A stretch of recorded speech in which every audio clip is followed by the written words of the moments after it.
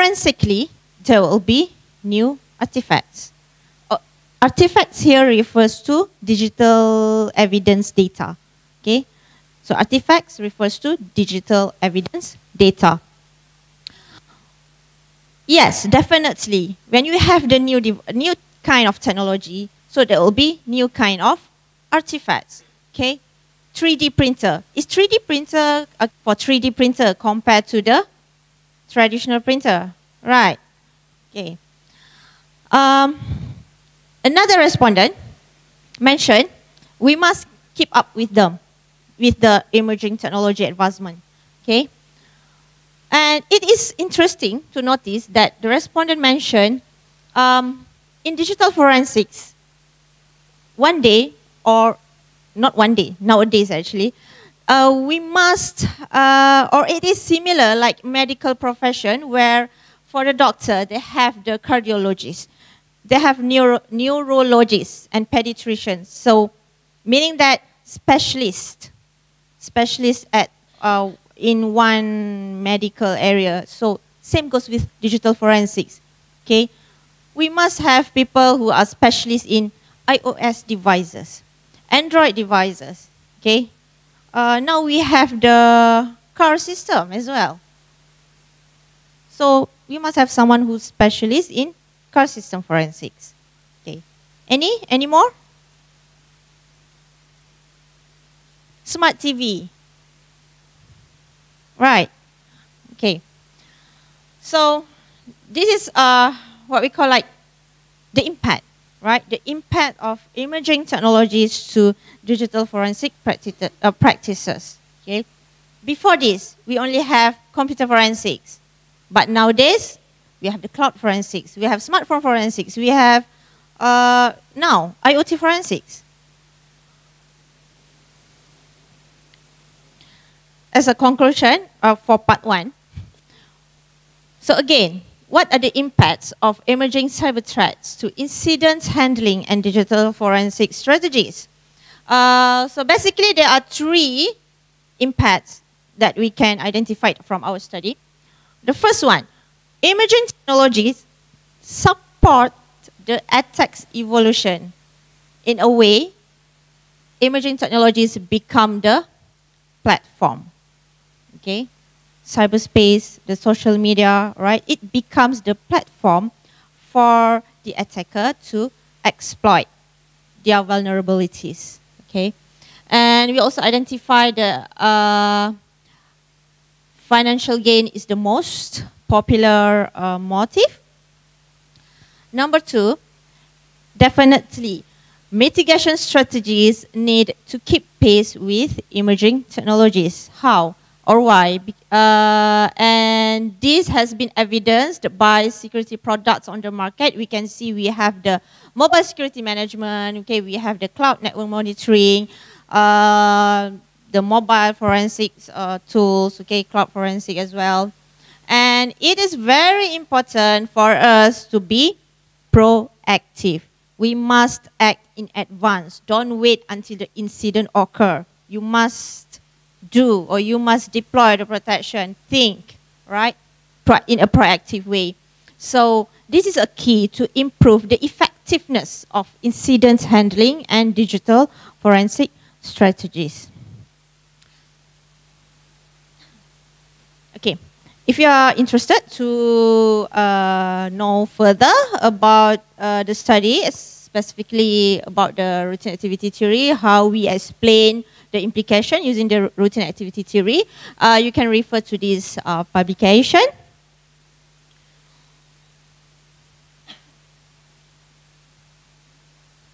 Okay, can I move to part 2?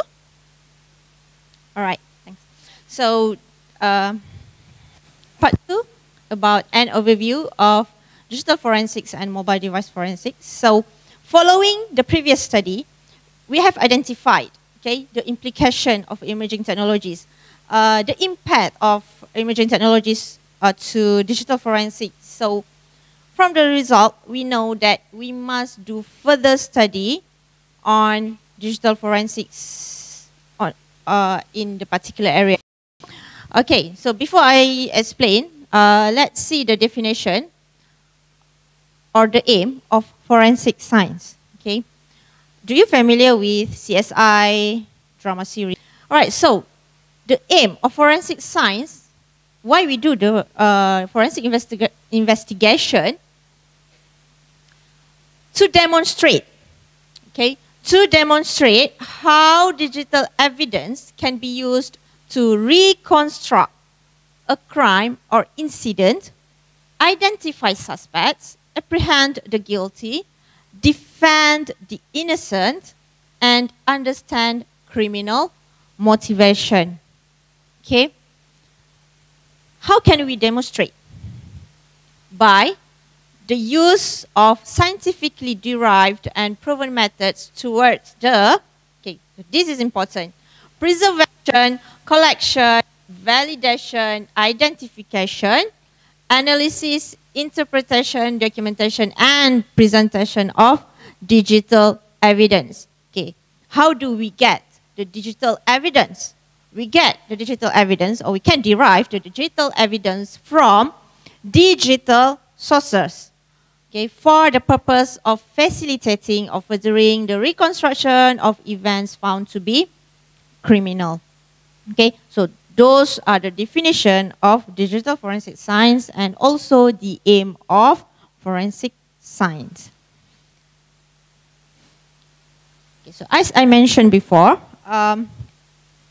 previously we only have the computer forensics, the desktop forensics, okay, and now it has evolved to network forensics. We also have mobile forensics, cloud forensics, and now we are moving to IoT forensics. So in IoT forensics itself, they have, you know, it depends on the devices. So every device has specific forensics procedure. All right. So this is the digital forensic evidence investigation process model. I took this process, or this model, actually this is a model, so I took this model from NIST, National Institute of Standards and Technology, from their guide to integrating forensic techniques into incident response. So these are the 4 phases in digital forensics model, the common phases, okay, common phases in digital forensics model. It must start with collection, examination, analysis, and reporting. Okay. Actually, besides NIST, there are other widely recognized model, okay, such as ISO and from academics, like from McCamish, right? But for today's presentation, I use model from NIST. Okay, so let's see the further discussion about the model. Okay, what does a forensic investigator do usually in collection phase? Okay, so in collection, a forensic investigator will identify possible sources of data. Okay, and during this phase, we usually call the process of acquiring the data as acquisition, where we need to acquire the data in a forensically sound. Right, I'm going to explain more detail about acquisition in the next slides. Okay. Next, examination. After the investigator has collected the evidence, then the evidence must be assessed. Must be examined. All right, so the evidence will be assessed and extract the relevant pieces of information from the collected data. And during analysis, the investigator must study and analyze the data to draw conclusions from it. Okay, and then the last phase, report. So prepare and present the information resulting from the analysis phase. All right.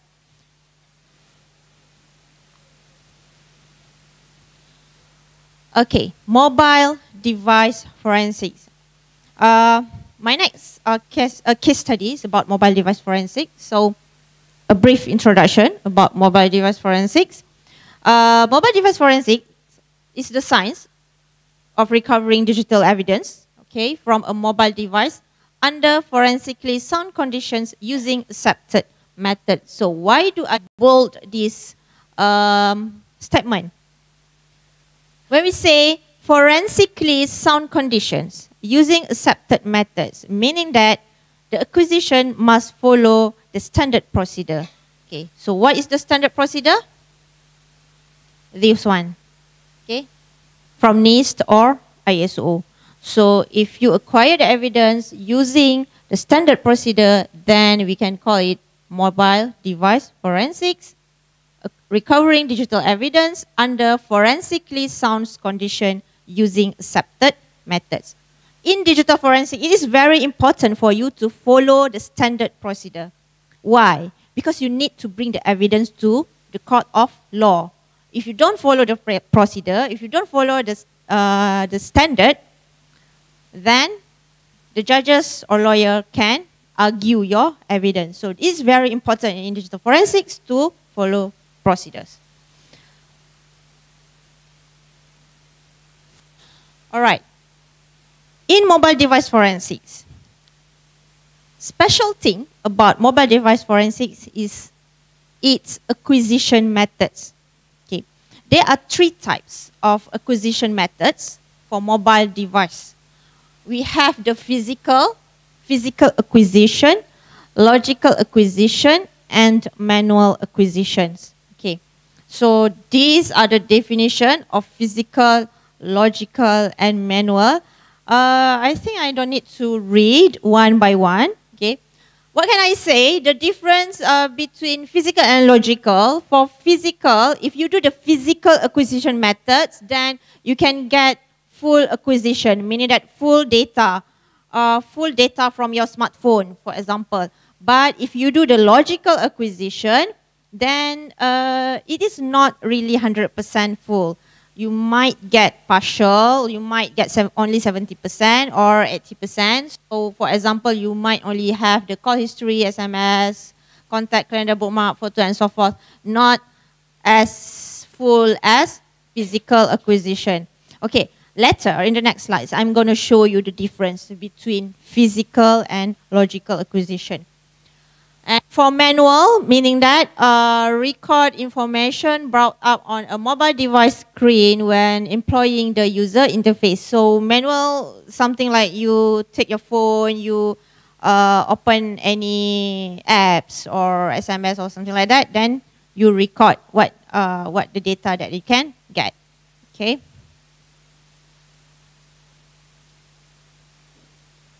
Okay. To do the acquisition, in mobile device forensics, to do the acquisitions, you must have the mobile forensics acquisition tool. Okay, so these are the examples of mobile forensics tool. Okay, all of it, or most of it are commercial tools: SRI, Celebrite, okay, Oxygen, Magnet. Okay, when we talk about research for mobile device forensics, currently or broadly, we can classify it into 3. The first one, examine the capabilities of acquisition methods. Okay, remember from our previous slides, we have 3 types of acquisition method. So each method can recover different extent of data amount. So there are some studies which examine the capabilities of acquisition method, and also mobile forensic tools have different capabilities in recovering artifacts from different mobile OS. Okay, for example here, XRY. If you use XRY, okay, the amount of data that you can acquire from Android and iOS are different. Okay, same goes if you use, let's say, iPhone 3 or iPhone 6, 7. Also, the amounts you can acquire are different. So that's why we... Sorry.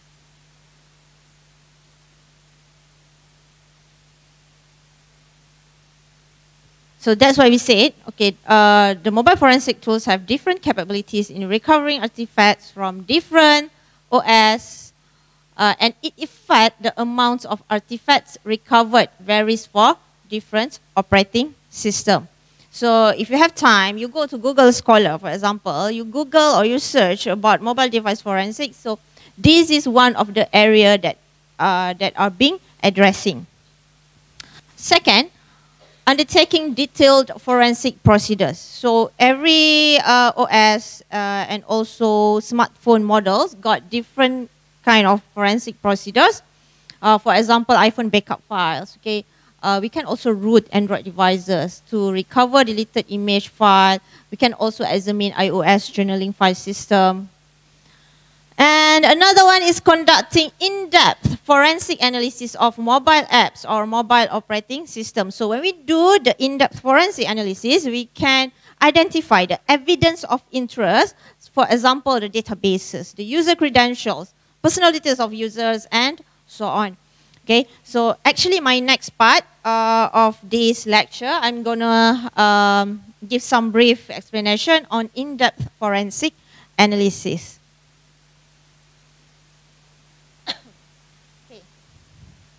The next part 3, the case study. Actually, this case study about the forensic analysis of mobile communication apps on Android platform. For today's purpose, I only take 3 communication apps: WhatsApp, Viber, and Telegram. Okay, how many of you use WhatsApp? All of you, all of us. Okay, Viber, how many of you use Viber? No one? Viber is not famous here? Yeah, I think in Malaysia also getting, the popularity getting reduced. How about Telegram? You use Telegram? Oh, okay. Which one do you prefer, WhatsApp or Telegram? Why? More, also Telegram is slower? Is Telegram slower than WhatsApp? Is it? Oh, okay. I think after this, you may know why.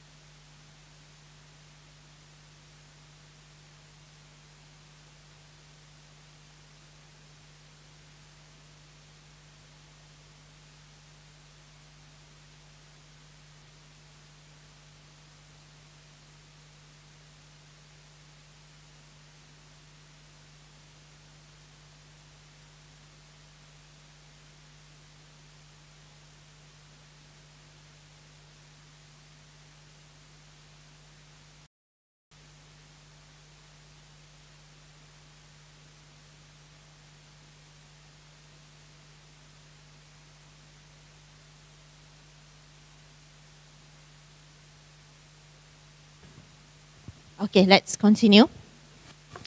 All right. So I took three mobile apps: WhatsApp, Viber, and Telegram. Okay. However, let's say if you are interested in doing research in mobile forensics, you want to do any forensic analysis on this mobile apps, it's important for you to do a bit of study, like how many downloads that have been done, right? Because this will be like, people will ask you, why do you want to do study on WhatsApp? Why do you want to do study in Telegram, for example? So these figures can help you to support why you want to do the study in these particular apps. Okay. All right. For the experiment environment, I use Samsung smartphone, Android OS. The apps are WhatsApp, Viber, Telegram.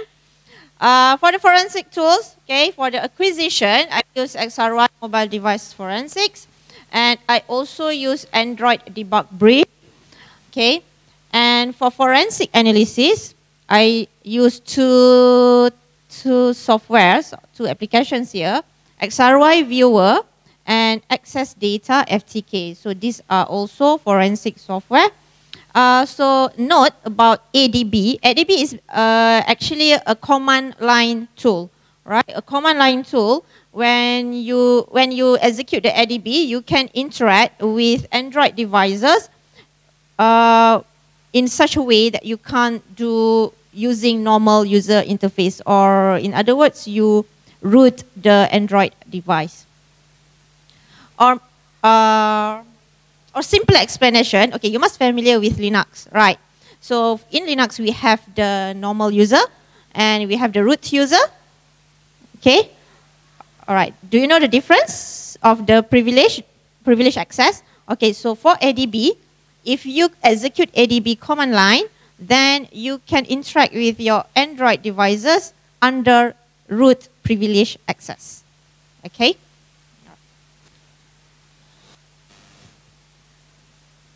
And for the simulation activities, we did the simulation activities, common activities for communication apps, okay, such as sending and receiving of text messages, documents, location, images, voice and video calls. All right. It is also important, before you do the Android forensics, you must be familiar with Android hierarchical file, the directory, okay? So I'm not gonna tell you one by one, right? But it is important for you to know the partition and the description of each partition. Why? Because you are going to locate the evidence of interest. So if you don't know the partition, it's quite difficult for you to locate the evidence of interest, right? Okay. And for the communication apps, right, most of the evidence, still remember the 4 common phases of digital forensics? All right, this is the procedure that I have conducted, right? It involves logical, physical, and also manual acquisition. All right. One more thing about mobile device forensics, we usually will do all 3 types of acquisition: physical, logical, and manual. Okay, this is important to ensure the admissibility and the completeness of evidence. So the thing is, we try not to give any hole. Let's say you only do the logical, then people will ask you, how about physical? How about manual? Okay.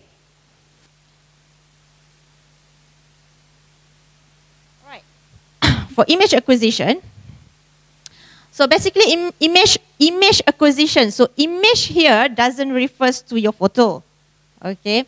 Image here refers to the data that you got after you do the acquisition. So basically, for acquisition, we have the smartphone, we have the phone, we connected to a laptop that has been installed with SRY. Okay, so we do the extraction, and after we do the extraction, then we get the acquired image. So image here refers to the copy of your smartphone files. All system files on your smartphone is included in the image. Okay, so after we do the acquisition, we've got the image. So this is the